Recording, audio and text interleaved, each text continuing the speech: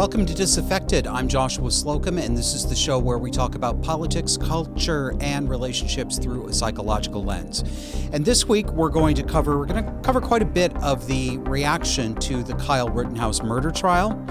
Then we're going to take a look at how some public school teachers are actively but secretly recruiting children by spying on their students to sign them up for LGBT plus activities. And then I'm going to close the show out with a little bit of update on Aunt Vivian, and I'll give you all a reminder of where you can find out about her if you didn't see that episode. Both things first. It's been 2 years since the Vermont legislature actually met in person, where they actually came to the Capitol to do anything because COVID. There's something that got them back, though. Got them all back to vote in person. What do you think it is? Let me tell you. This is from WCAX, our local, one of our local news channels. Quote, "It was the first time lawmakers were back at the State House since the pandemic broke out. Senate lawmakers met in a hybrid format. All 150 House members met in person because their last adjournment resolution didn't give them the tools to meet remotely. It was all to pass one bill already agreed on by Governor Phil Scott, allowing towns to pass their own mask mandates for 30-day increments until the end of April, and schools are exempt." Why? What about the children? The first round of mask mandates would last 45 days, however. So this is what got our elected representatives to get off their asses, off their couches, and back into the House so they could vote almost 2 years into this nonsense to allow cities and towns in our state to impose their own mask mandates on buildings. What do we elect these people for? And what kind of conservative is Phil Scott, our governor? Phil? Are you ever going to be a break on anything the leftist Democrats do? No? Okay, just checking in. Let me give you a teaser of the reaction that we saw this week to the outcome of the Kyle Rittenhouse murder trial, and he was acquitted on all charges. This is Federal Representative Cori Bush, and she says, the judge, the jury, the defendant, it's white supremacy in action. This system isn't built to hold white supremacists accountable. It's why black and brown folks are brutalized and put in cages while white supremacist murderers walk free. I'm hurt. I'm angry. I'm heartbroken. This is the woman who camped on the steps of the United States Capitol in a sleeping bag with 2 family-sized bags of Ruffles potato chips, which she tried to eat with her acrylic claws, in between wiping away crocodile tears with the same claws because she was protesting the fact that the eviction moratorium had expired. This is also the woman who raised a bunch of money for a fake single mother who didn't actually have children so that she could end up on TV looking like a thrift shop Eva Perón taking care of the descamisados. I'm hurt, I'm angry, I'm heartbroken. No, honey, you're bored and you want attention. Moving right along. We're going to rely a lot on my favorite account on Twitter this week, Libs of TikTok. Libs of TikTok, thank you so much. You're giving me a wealth of material. Nice little side-by-side juxtaposition here. First, we have a story from NBC News from 2017, which says, why statues of George Washington and Thomas Jefferson aren't next, as President Trump suggested. He suggested that we would soon see not just things like statues of Civil War Confederate General Robert E. Lee taken down, but that they would start going for the actual founders of this country. And the mainstream left media stepped right in to assure us that that was crazy talk from a crazy bad man. Well, right next to it, we have this from the New York Post from 4 days ago. Thomas Jefferson statue removed from City Hall after 187 years. Yep, they are going to be next. The media has been doing this for years. And here's the cycle. This is how the cycle works with any subject. It starts out with, that's not happening. That's what they say when you point out something that's happening that they do not wish to be happening. They just say, that's not happening. When that's not happening doesn't work anymore, we move on to, if it is happening, then you shouldn't be upset by it. Okay? Moved along a little bit on the conveyor belt. When that doesn't work anymore, we get to, here's why it's happening, and here's why that's a good thing and that you should appreciate it. We're almost at the, this is why it's a good thing stage now, to take out statues of the Founding Fathers. We talk about this a little more. This week, actually, I was a guest on Unsafe Space with Carter Laren and Carrie Smith, and Surut K. Chavla, who is a UK psychotherapist. She explained this dynamic really well on that episode. It's a great show, and you should watch it anyway. But this was this past Friday's episode if you want to check that out. And I want to give a little reminder to people who may be new to the show, or less of a reminder and more of a signposting.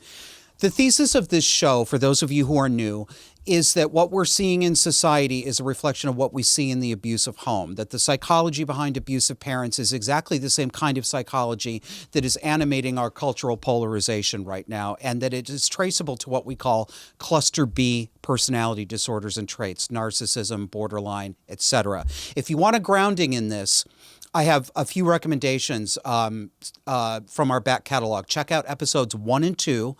Episode 1 is Mommy Issues. Episode 2 is Don't Diagnose. And then check out our 2-part episode called Over the Borderline, where I talk about the detail of growing up in a household like that, and I analogize it to what we are living with in public discourse right now. And I also want to give you an update on a story we did last week. You'll recall that we talked about the book Gender Queer, which is a graphic novel / comic book found in many American public high school libraries that is full of straight up pornography, nudity, sex toys, graphic descriptions of sex, very inappropriate for children. But it is flown under the radar because it's about trans and queer, so therefore it's beautiful and sacred. This is in our local public school library, the Essex High School Library. And the mom who shared it with me made a complaint with the police because it appears to violate Vermont statutes against providing indecent or obscene material to a minor. If you haven't seen last week's show, please go back and watch it. If you think, just looking at these 2 pictures we've got up on the screen here, we put up 2 of the most graphic, that's not even the half of what's in that book. If you think you know this story, you don't know it. You haven't seen this other stuff. Go check it out.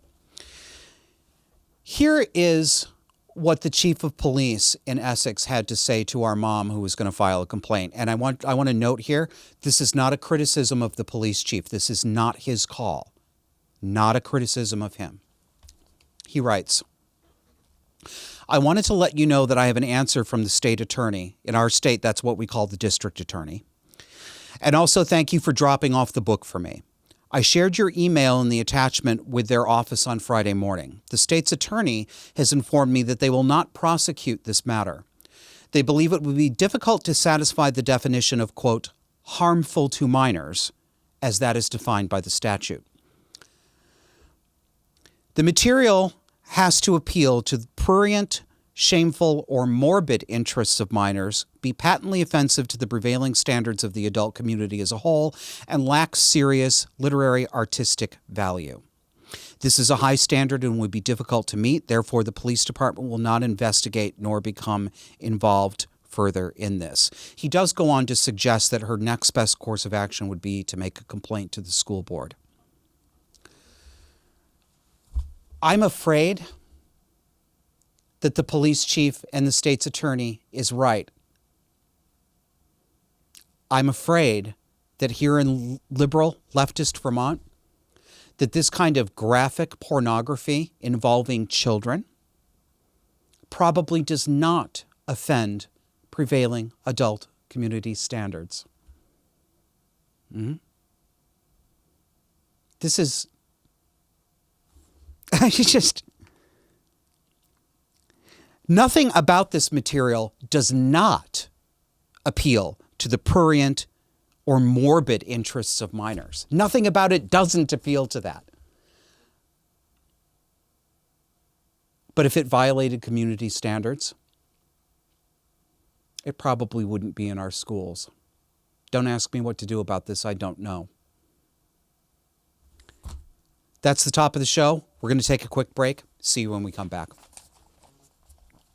For more conversation on the dark and disordered psychology that shapes today's cultural and political left, subscribe to our weekly audio podcast on iTunes, Spotify, iHeartRadio, Pandora, Google Podcasts, and virtually anywhere else you get your podcasts. Let's learn to recognize these dynamics and call them what they are. Subscribe to Disaffected to learn how to break the spell. We now have a bonus for our supporters. You can help the Disaffected podcast grow and receive invitations for our off-air Zoom hangouts by becoming a supporting member on Patreon or Subscribestar.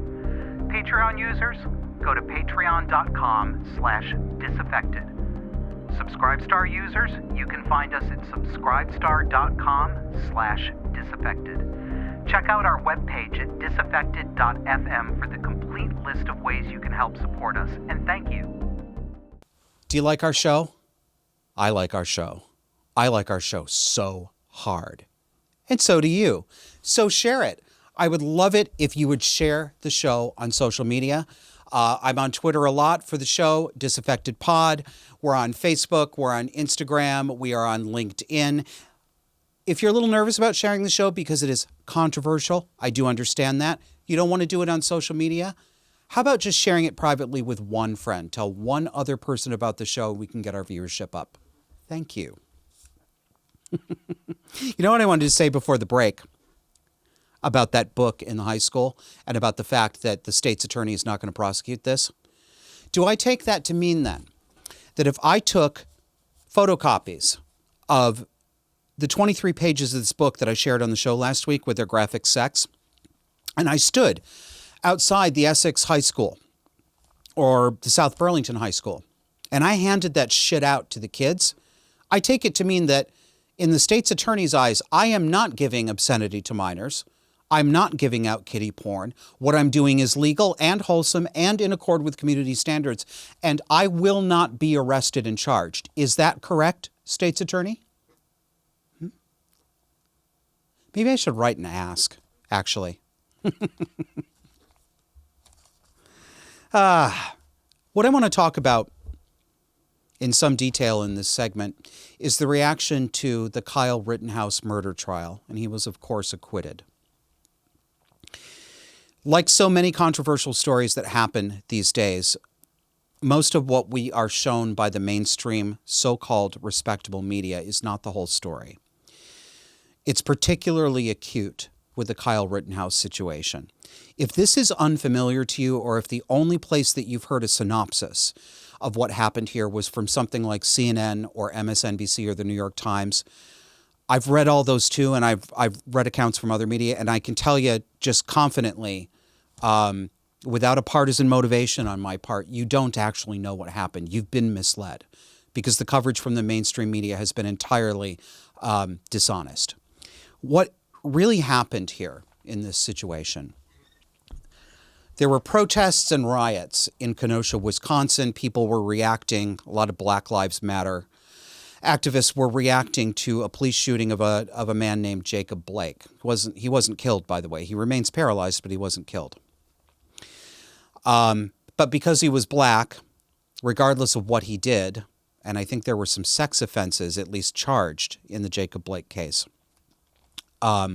Because he's black, therefore, police are not allowed to take action against him because he is sacred.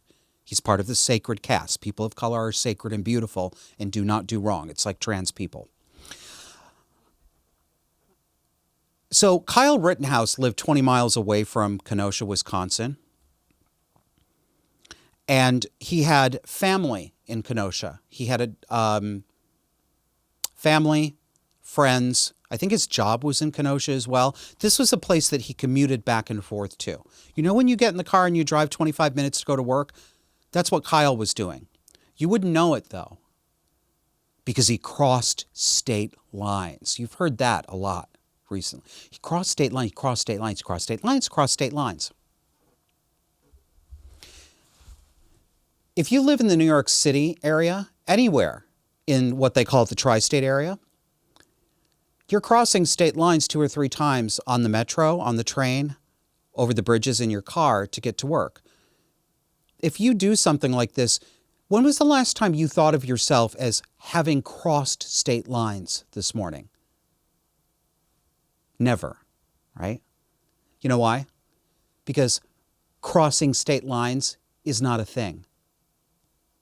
It's not. There are no checkpoints yet at state borders. Never have been. You don't need a special license. You don't need a pass. You don't need permission. You don't need to check in. It's not illegal to cross state lines. Doesn't make you bad. This is so stupid. This is so stupid that we have to talk about this. They use this phrase to make it sound like Kyle Rittenhouse did a really, really bad thing he shouldn't have done. Cross state lines. The only time state lines comes up is when federal prosecutors need a hook to get involved with prosecuting a crime that would not otherwise be in their jurisdiction as federal law enforcement. Once you cross state lines with some sort of commerce or illegal activity, that gives them a legal hook to get around the constitutional situation that we live in, which is that states generally take care of these things and it's not a federal matter. That's all crossing state lines is. That's the only time in which it's operative, is when there's some sort of law enforcement matter. And you know what else? Kyle Rittenhouse didn't take a gun across state lines. Did you think that? I know. I thought it too originally. It was there being stored for him. Whether you approve of that or not, he didn't actually do the thing that many people are quite convinced he did do, and they're convinced of it because of what the media has told them. But that didn't happen. And whether you approve of what Rittenhouse did, whether you believe him when he said that he wanted to protect private property, I think that's much more believable than a lot of people do, because he had family, friends, and work colleagues in Kenosha. He was there all the time. This wasn't some foreign city. He wasn't an outside agitator. He's a 17-year-old kid. And when he got there, you would think from the reporting that he was on a mission, that he bought an assault rifle to cross state lines so that he could murder people. He wanted to murder people that cared about black people. That's why he did it, because he's evil, right? No. That didn't happen. He killed 3 men who threatened his life, and the jury agreed. They believed his claim of self-defense, and so do I. I didn't watch the entire trial. I wasn't in the courtroom, obviously. But I watched quite a bit of the live stream and quite a bit of commentary from sources other than the New York Times, NPR, CNN, and MSNBC. And he presented a convincing case, and it's right there on video. Let's talk about the 3 men that he killed, because you may not know very much about them. Very much truthful, that is. So Joseph Rosenbaum was a convicted child molester, convicted 5 times of anally raping boy children. That was Joseph Rosenbaum. You know, whenever there's an allegation that police were unnecessarily brutal to a black man and somebody brings up, you know, he was convicted for this, this, this, and this, a lot of people say, has nothing to do with it. You don't have to be an angel not to be murdered. And they're right. But do they really feel the same way about guys like Joseph Rosenbaum, by the way, who's white? Is it really the case? You know, let me table that for a second because there's a better way for me to get into it that's a little more clear. Rosenbaum was apparently just released from hospital. I couldn't get any more detail than that, but I'm guessing it's a mental hospital or a psychiatric ward. And he was being treated for what they call bipolar disorder. And you know about bipolar disorder, right? One of the most misdiagnosed. It's very often actually a cluster B personality disorder like borderline. And from the aggressive behavior, you can see it on video. That man went in there into that crowd just looking for a fight. Looked like he was ready to beat the living tar out of people. Didn't look like bipolar disorder to me. But what do I know? He chased Rittenhouse, Rosenbaum did. He chased him.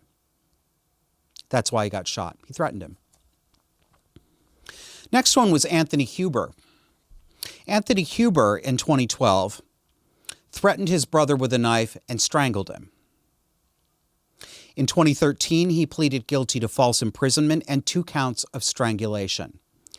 In 2018, he was sent back to prison. I think he violated probation by kicking his sister in the house that they shared together. That's Anthony Huber. Now, Gage Kreutz, I don't know if I'm pronouncing his name right.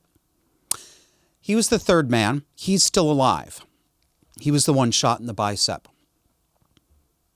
He was charged with prowling, felony burglary, and with hitting his grandmother in the face during a domestic dispute. And this is a guy who you can clearly see on video pointing his gun at Kyle Rittenhouse. Before Kyle threatened him, Kyle Rittenhouse shot him because the guy pointed a gun at him.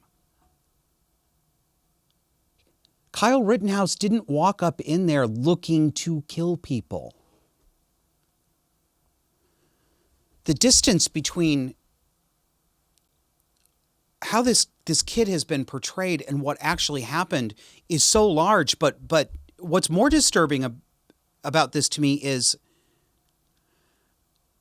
the motivate. Why is the media so motivated to make this kid look like a monster, to take away any sympathy for him, to take away the concept of self-defense as if that didn't apply to him, as if he had no right to stop himself from being clobbered over the head with a skateboard. Anthony Huber was a friend of Jacob Blake, the person whose shooting by police was being protested by this. And you can see this on video. He takes a skateboard, which is a great big wooden board with metal on the bottom of it, and clobbered Kyle across the head with it. Wouldn't you defend yourself? If this were your kid, would you not expect him to defend himself? Why are we motivated to do this? Well, let's take an abbreviated tour of the reactions from the great and good all the way down to the hoi polloi on Twitter. So the first one we've got here is a picture of Anthony Huber, a drawing of Anthony Huber and Joseph Rosenbaum with a wreath of flowers around it. It's very clearly religious iconography. It looks like Mother Mary portraits. It looks like Catholic iconography. It's rendered in pastel to look like it was a painting. They're both made to look almost angelic, cherubic, right? And it says, Anthony Huber, Joseph Rosenbaum, was your property worth their futures? Aren't you a bad person? Aren't you bad for protecting private property at the cost of their lives? Because they're just beautiful young men, see?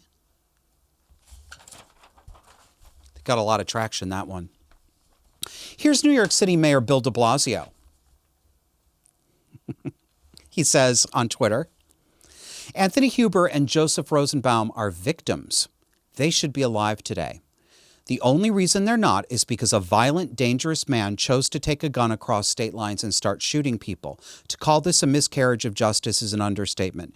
And to call you a liar, Bill, would be an understatement. You're far beyond a liar. You're so brazen about it. No. Again, correction. Kyle Rittenhouse did not take a gun across state lines. And again, crossing state lines is not illegal. Miscarriage of justice. They should be alive. Well, if they wanted to be alive, they shouldn't have tried to hurt him. They shouldn't have clobbered him with a skateboard. They shouldn't have pointed a gun. Well, that was Gage Kreutz.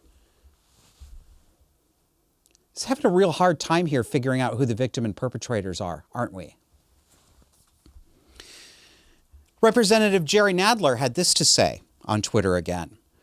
This heartbreaking verdict is a miscarriage of justice and sets a dangerous precedent which justifies federal review by the Department of Justice. Justice cannot tolerate armed persons crossing state lines, looking for trouble while people engage in First Amendment protected protests. It's not about First Amendment protected protests, Jerry.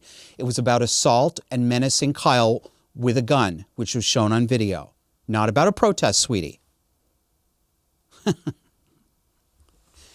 State lines again. I think Robin Thicke should do a comeback song called State Lines. These people. Then we've got New York Attorney General Letitia James, who had this to say on Twitter. This is a dark day for our justice system. As a lawyer, I respect jury verdicts, but this is yet another reminder that our system needs to be uprooted and reformed. Uprooted.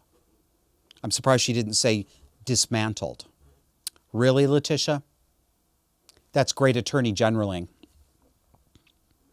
Now we're going to get into, let's see, do we have, well, we have some more great and good in here, but there's some hoi polloi too. Okay, so somebody named Dr. Emmett Brownie put up two pictures on Twitter.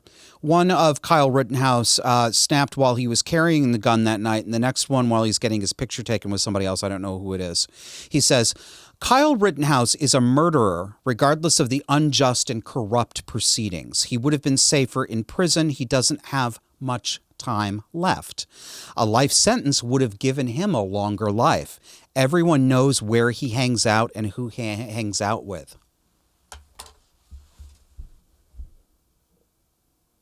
That's barely veiled incitement to murder. And I saw a lot of this. I'm giving you maybe 10 examples in this segment. Hundreds, countless. There's probably thousands of these. I stopped looking. I mean, there were just tens and tens of thousands of tweets in threads like this. And the majority of them were lefties losing their mind and continuing to lie about what he did and who he was, Kyle Rittenhouse. Carly Beth was, I'll give her credit, she didn't mince words. She said, I want to pour hydrochloric acid on Kyle Rittenhouse and kill his family to graft him new skin from his family members' bodies. Does that work? Kill his family. No, that doesn't work, but I guess it's the thought that counts. Then she also said, so who's going to take one for the team and murder Kyle Rittenhouse, hopefully in the next 24 to 48 hours, fingers crossed.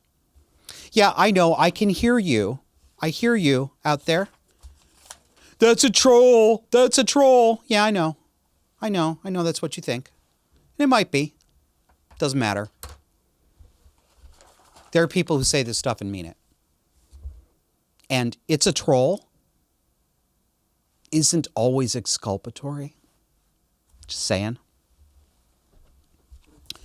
Colin Kaepernick, world's best football player who hardly ever plays football because he's too busy on a knee. He says, we just witnessed a system built on white supremacy validate the terroristic acts of a white supremacist. This only further validates the need to abolish our current system. White supremacy cannot be reformed. Fist pump. White supremacy. Where's this coming from? Where's the white supremacy? Oh, I forgot to mention this. You probably already figured this out if you didn't know it before you watched the show. All three men that Kyle Rittenhouse shot were white. But you see, even that is white supremacy. That's how insidious whiteness is.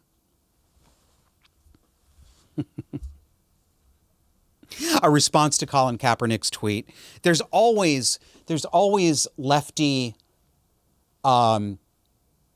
left bots responding to these famous icons of the left, saying just ridiculous things. They're often very weepy. They're like, "Oh my God, I love you. You're such a hero." They're just really over the top. This one said, in response to Kaepernick, "I pulled my kids out of school to teach them the importance of this trial. We just sat and cried on the couch for an hour." Where's the teaching? What are you crying over? What are you crying over? I don't understand. Now, 1, 2, 3. I'm going to have to go quick through these. Here we have the American Humanist Association. Great big think tank of people who are too much of a pussy to call themselves atheists. Headline: Humanists deeply saddened by not guilty verdict in Kyle Rittenhouse trial. The American Humanist Association is outraged by the verdict in the trial of Kyle Rittenhouse, which pronounced him not guilty on all charges. In August of 2020, Rittenhouse traveled from his home in Illinois carrying a semi-automatic rifle into... No, he did not carry the gun across state lines. Do you see how people keep repeating this misinformation? Blah, blah, blah, blah, blah, blah. During a period of unrest over the shooting of Jacob Blake, a black resident, by a white police officer, Rittenhouse then killed blah, blah, blah, blah, blah, blah, blah, blah, blah, blah. Didn't talk about anything about the activities of the guys he killed. Didn't talk about the fact that those guys threatened him and that this was self-defense. They just talked about Rittenhouse. The rifle that Rittenhouse brought to the protests in Kenosha was purchased by a friend since Rittenhouse was 17 and not legally old enough to purchase it, a reminder of the lack of necessary restrictions on gun laws in the United States. And here is a quote from Nicole Carr, their executive director. "Make no mistake, this trial, the events that led up to it, and its outcome demonstrate that the hold that white supremacy has on our country. When white supremacists can opportunistically flock to a city grieving the shooting of a black resident, seek out violence, then kill people in the streets with impunity, our entire system lays bare its brokenness." Oh, Nicole. Jesus Christ. These people, nah, you can work that out for yourself. Then we had a raft of announcements from colleges to their student bodies and other members of the college community. Like this one from Chaffey College. I don't actually have a graphic for this one, so I'm just going to read you a couple of excerpts. Chaffey College in California. "Dear students, by now you've heard about the verdict. Many of you may be feeling frustration regarding the outcome of this very heavily covered case. I write to you now to offer a measure of hope and perspective." And it goes on and does another synopsis of what happened, making Kyle Rittenhouse look like he was seeking this out, but never mentioning the fact that these men threatened him. And it talks about how our justice system needs to be reformed. And may the families of Anthony Huber, Joseph Rosenbaum, and Gage Kreutz find peace and comfort during this difficult time. Well, it gets worse. Sonoma State University in California. "Good evening, Seawolves. I'm reaching out to touch base with..." Oh my God, he got two of those in the same sentence. "Reaching out to touch base with you following the verdict in the Kyle Rittenhouse trial. At Sonoma State University, we are guided by our commitment to advancing social justice and building a culture of care. SSU is a safe and respectful place where engaged dialogue about racial injustice and social inequalities is encouraged. I want to let members of our Seawolf community know that if you are feeling an emotional impact due to the outcome of this trial, I encourage you to utilize available campus resources."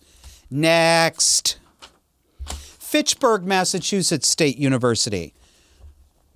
"Kyle Rittenhouse case processing spaces." This is from the Fitchburg State University Diversity Center.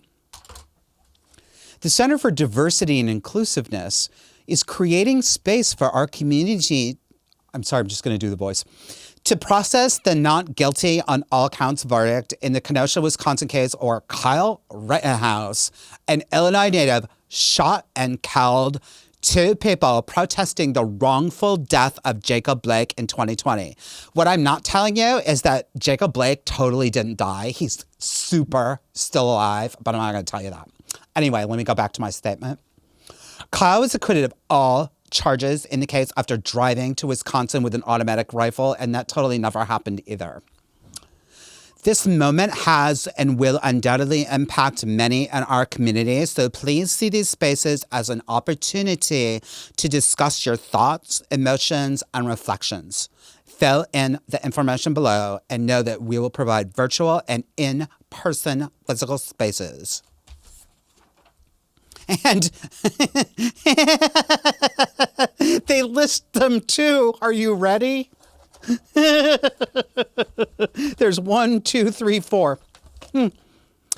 Student of color processing space, November 22nd. White student ally processing space, also November 22nd. Faculty and staff of color processing space, and a white faculty and staff ally processing space. I hope they put up signs so everybody can see white on one side and colored on the other. We've got the same thing from San Francisco State University, which wished the Gators good afternoon. Can I even read this? If I can't read this, you probably can't either. Oh my goodness, I swear they're all sharing the same brain. This one sounds like the other one. I'm writing to touch base with you following the verdict in the Kyle Rittenhouse trial.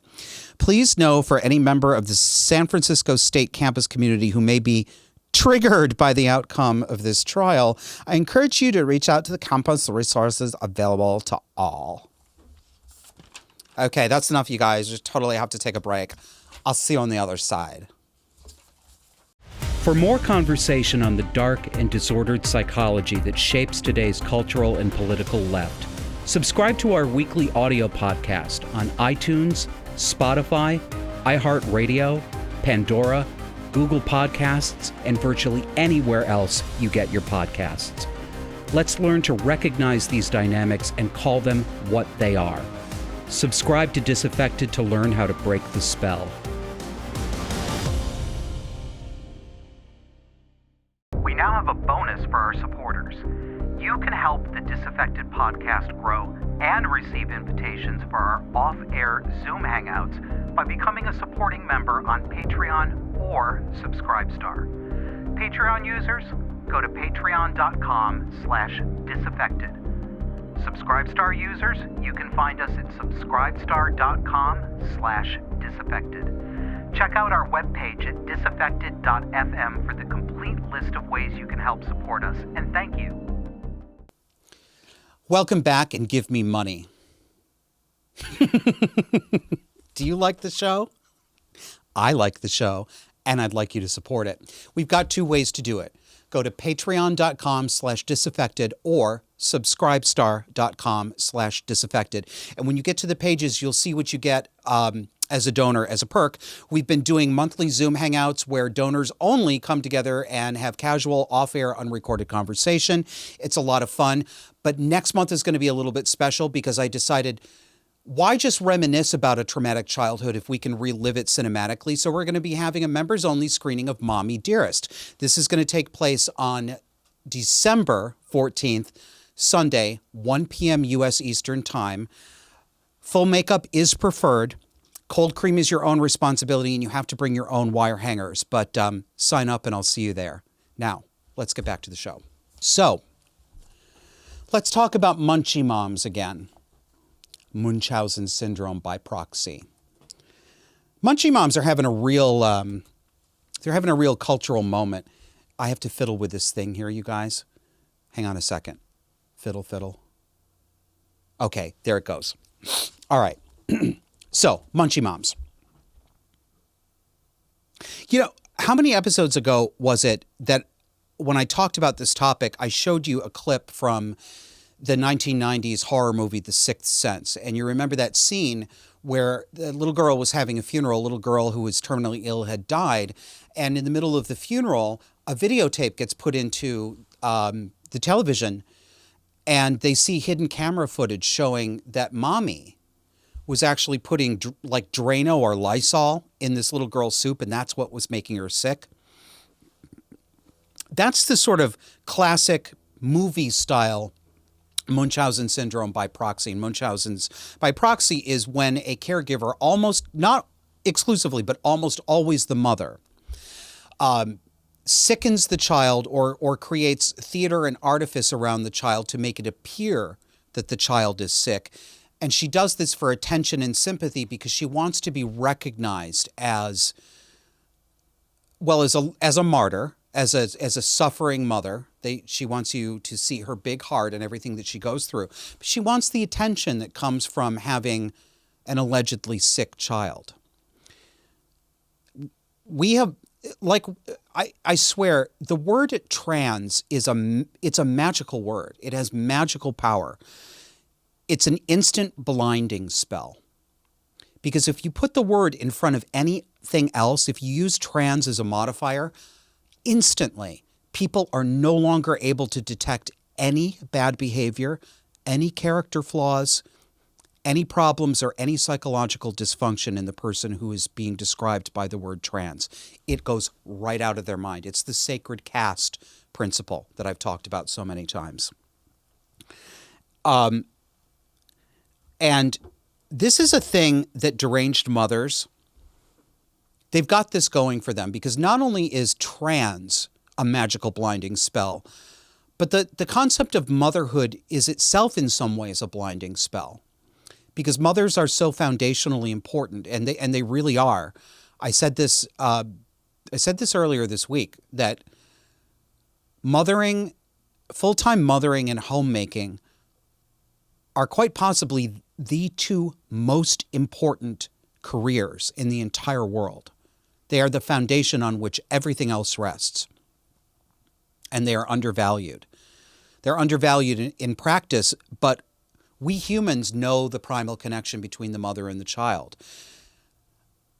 It is horrifying to most people to contemplate that a mother could be wicked, abusive, that instead of feeling love for her child, that she feels envy or competitiveness or hatred, or that she actually takes pleasure in hurting her children. That is so horrifying to people that they usually refuse to believe it, even if it's been clearly demonstrated to them. And so you put these two things together, trans and motherhood, and you've got a perfect camouflage, a perfect invisibility cloak for mothers who have something like or a case of Munchausen syndrome by proxy. It's socially, it can't be seen. The abuse can't be seen. I saw this week, excerpted from, I think it's a Facebook group called Parents of Transgender Children. And let me read it to you. My son got his second blocker yesterday. Yay. It was going great until the doctor came in to perform the procedure. The doctor was amazing, by the way. And if you can't see this, it is strewn with exclamation points. This is the modern orthographic convention that says, I'm happy, happy, happy. My son freaked out after the numbing cream and after the numbing medicine was put in with the needle. He got so scared he refused to have the procedure. Luckily, Children's Hospital provided a child specialist to stay with him and with us during the whole procedure.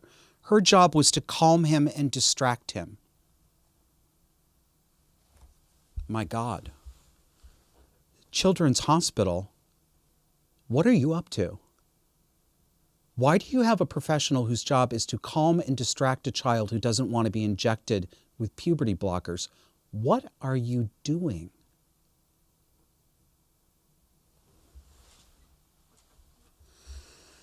Back to the story.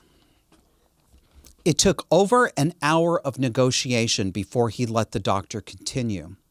I literally bribed him with money. It was the most stressful hour plus. I was so scared he wasn't going to go through with it, and I just kept thinking of the consequences if he didn't. The medicine cost $43,000 plus the cost of the insertion packet. The medicine only lasts a few days once prepared to insert. So, coming back to put him to sleep for the procedure would be unlikely. Not sure the insurance would approve it again. What consequences were you thinking of, Mommy? That it was really expensive and we shouldn't waste all that good, healthful medicine? That the doctors would be annoyed if you had to come back? Are you a little disappointed that general anesthesia wasn't a possibility? Because that's dramatic, isn't it? There's always a chance of death with general anesthesia. It would have added to the frisson, no?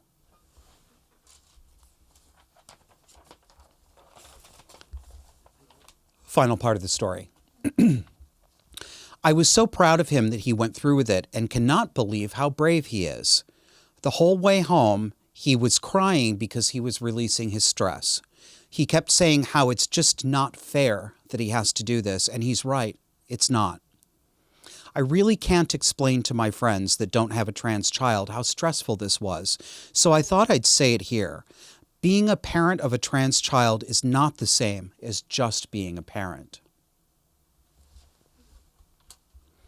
It's all right here.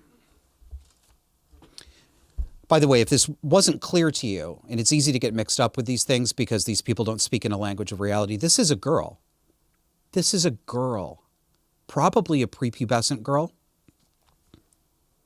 Not a son. Not her son. Not a boy. A girl. And she was crying the whole way home, not because she was releasing her stress, but because she was traumatized. What they're doing to this child is medical rape. It's medical rape. That's why she was crying. He kept saying how it's just not fair that he has to do this, and he's right, it's not. Oh, Mummy, you're so empathetic. She doesn't have to do this. She's doing it because you're making her, bitch. You monster. Medea.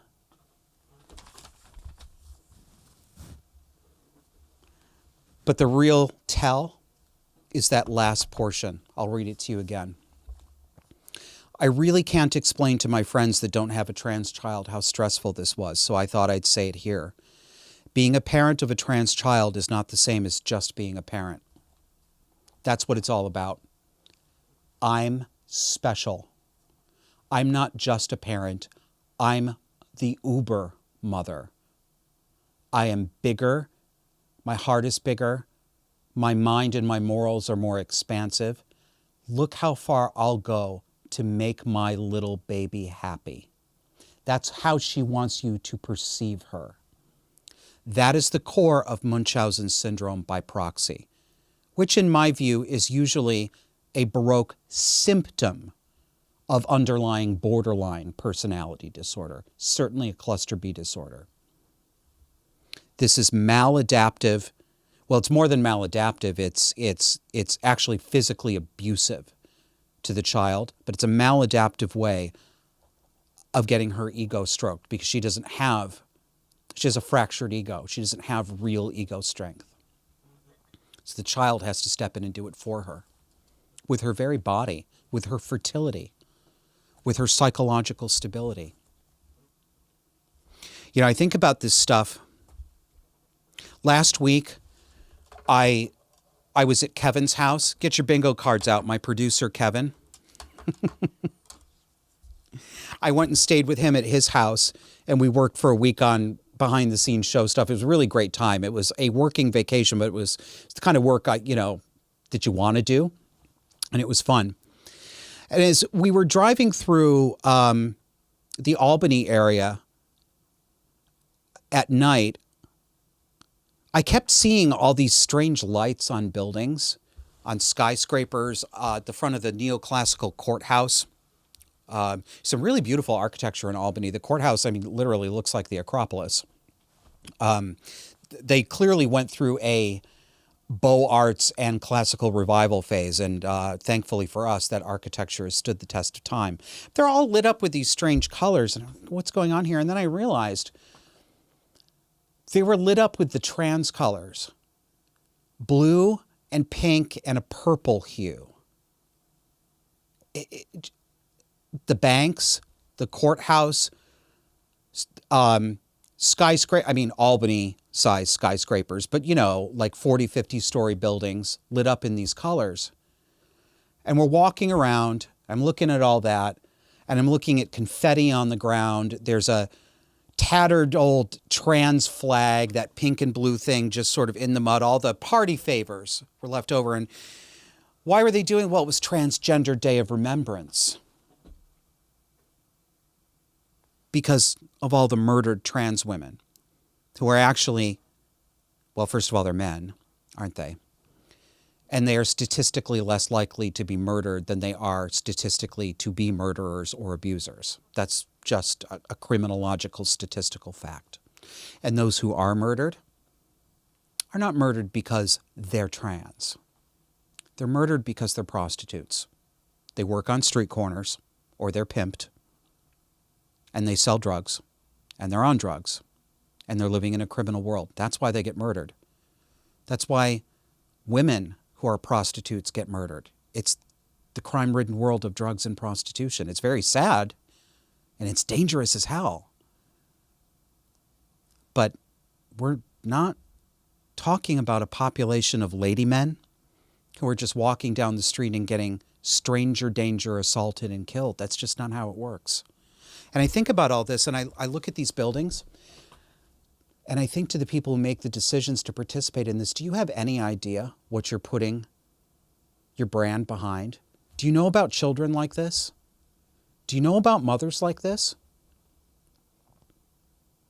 And if you did, would you care? Would you have a second thought? It's hard to describe the feeling. It's so creepy. It's like that movie. It really is. It's like that 80s movie, They Live, when you put on the glasses and you could see that it was like alien skeletons underneath people. That's what it feels like walking around. That everybody else thinks that the illusion they see on the surface is the real thing, but you can see what's actually going on. And what's going on is broken people and sometimes dead people.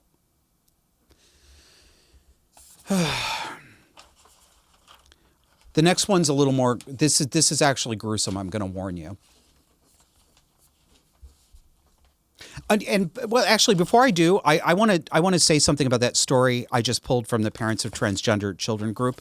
Some of you might say that doesn't sound real. That sounds like a story. It could be. But I can tell you that to me, it does sound real. If you have not spent time inside these groups, or if you have not had somebody who's a member of these groups who gives regular updates and shows you what, I've been both. I've done that. I've lurked in these groups, and I've had people on the inside who gave me information from these private spaces. This tracks. This sounds exactly like what I see in these groups. It doesn't strike me as hyperbole. I don't think it's exaggerated. Yes, of course it could be somebody making it up. You and I will never know. That could be true of anything on the internet. But if you think this doesn't happen, I think you're mistaken. Because it does. And it gets applauded. Here's another example. You see this stuff on Twitter, on Facebook, on Instagram. Let's put this picture up. The child's face is blurred out.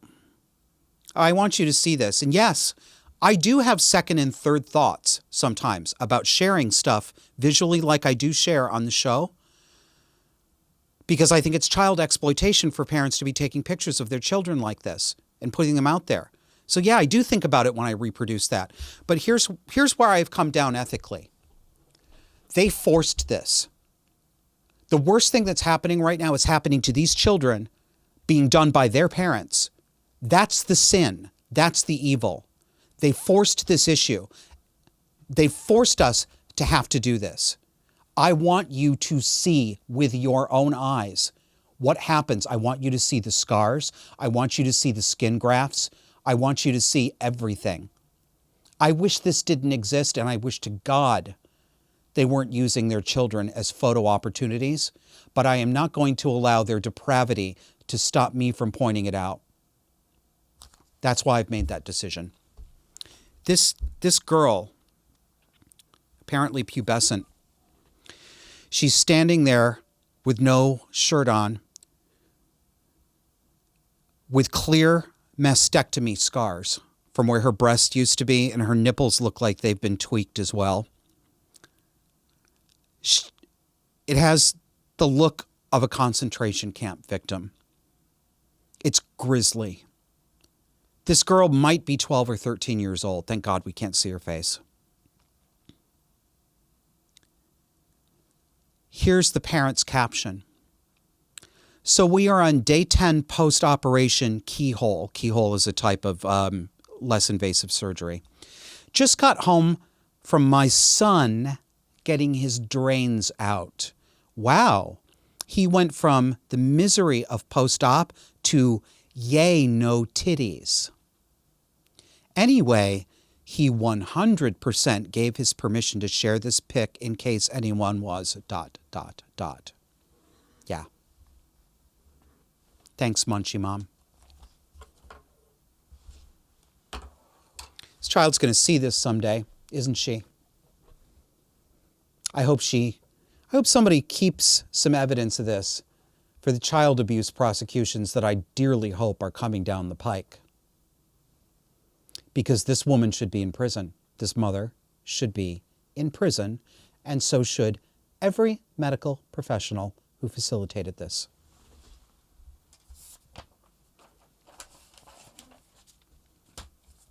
Well, luckily, most parents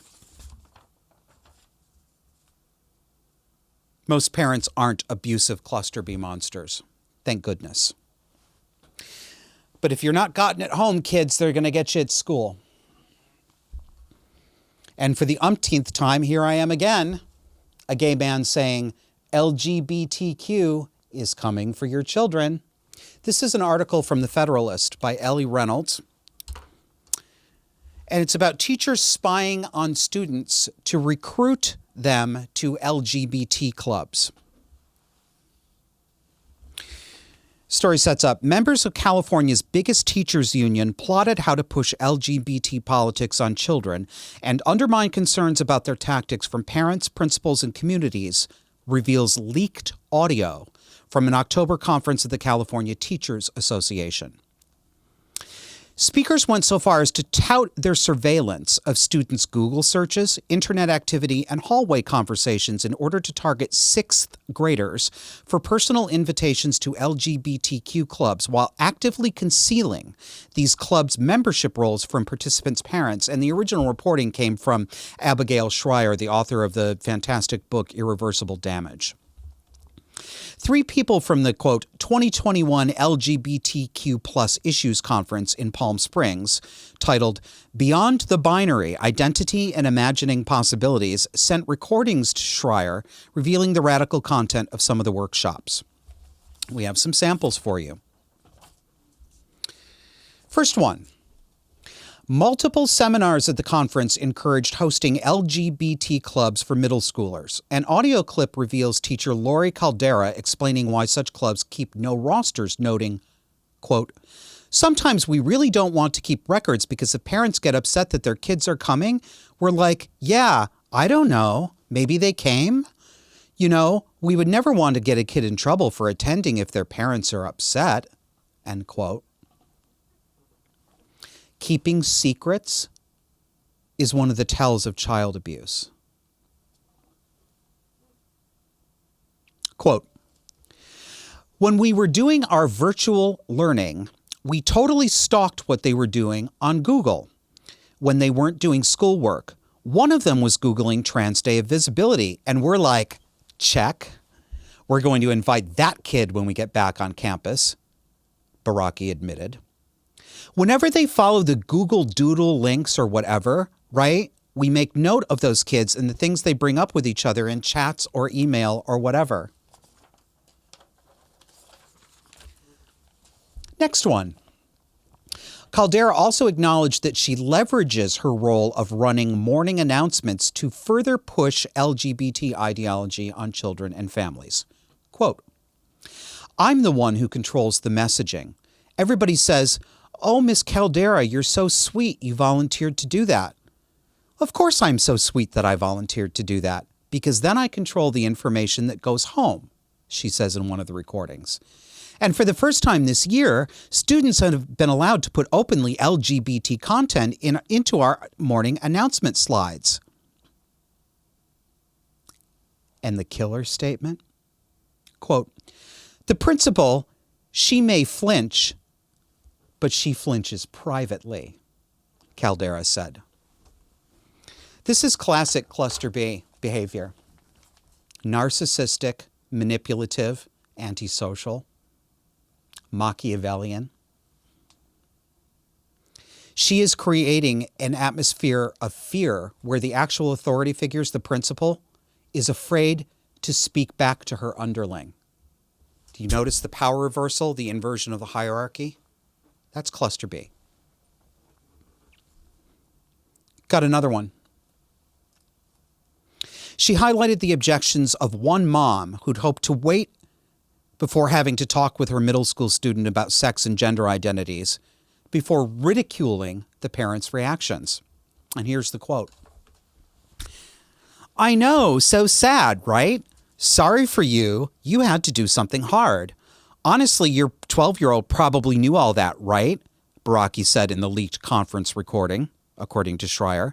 She also called it a, quote, win, that another objecting parent had been encouraged to move their child to a private school before boasting that, quote, I have tenure. You can't fire me for running a GSA, Gay Straight Alliance. And so you can be mad, but you can't fire me for it.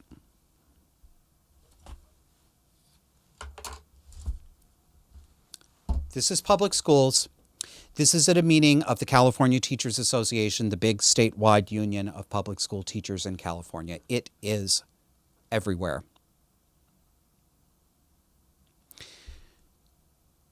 Pay attention to what these people tell you about themselves. What I just read to you is it's a confession. She's preening. She's getting off on this. She's getting ego gratification. She loves this. She loves that she can say, look what I can do and you can't do a fucking thing about it. I'm untouchable. I am perceived as a moral teacher. I am perceived as a savior. I have tenure. You can't talk back to me. She loves it. This is who these people are.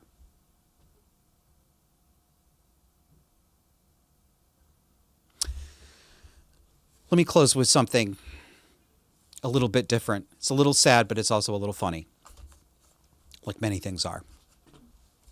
My grandmother died this past week. And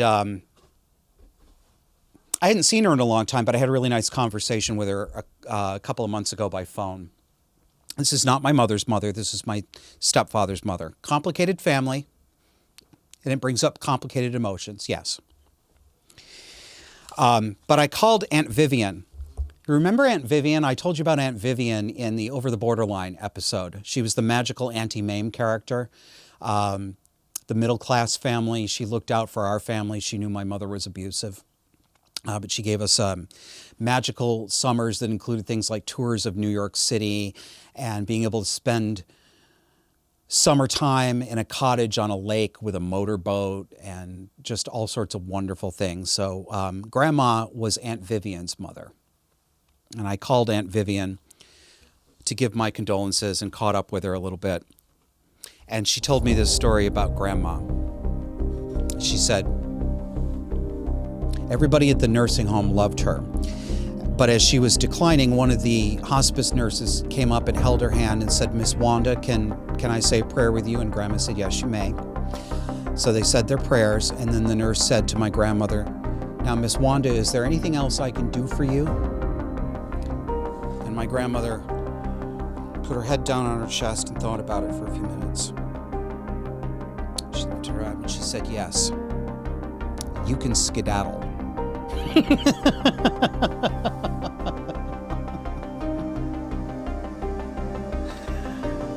Godspeed, Grandma. I love you.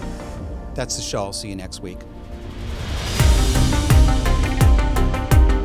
For more conversation on the dark and disordered psychology that shapes today's cultural and political left, subscribe to our weekly audio podcast on iTunes, Spotify, iHeartRadio, Pandora, Google Podcasts, and virtually anywhere else you get your podcasts. Let's learn to recognize these dynamics and call them what they are. Subscribe to Disaffected to learn how to break the spell.